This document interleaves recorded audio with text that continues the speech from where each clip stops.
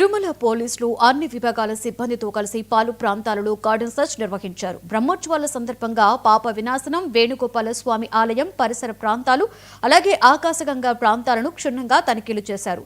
TTD CV S O Muralikrishna ఆదేశాల మేరకు police, TTD fire, vigilance, forest, revenue సిబ్బంది ఈ తనిఖీలలో పాల్గొన్నారు. ఈ తనిఖీలలో 46 షాపులకు లైసెన్స్లు లేనివిగా గుర్తించారు. సరైన డాక్యుమెంట్స్ లేని ఒక 2-వీలర్ ని కూడా స్వాధీనం చేసుకున్నట్లు తిరుమల 2 టౌన్ సిఐ శ్రీరాములు తెలిపారు.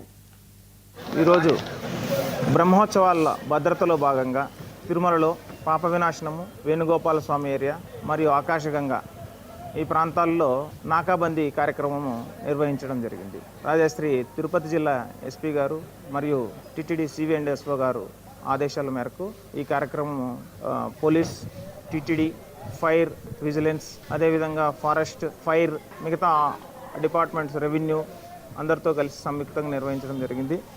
ఈ దీంట్లో దాదాపు 152 షాపుల్ని మనం ప్రెస్ చేసి చెక్ చేయడం జరిగింది. అనుమానిత ప్రాంతాలని బీడీ టీంతో కూడా క్షుణ్ణంగా చర్చించడం జరిగింది.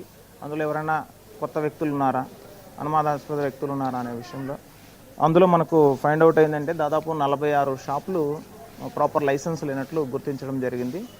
దాని కన్సర్న్ అథారిటీస్కి ఇన్ఫామ్ చేయడం జరుగుతుంది.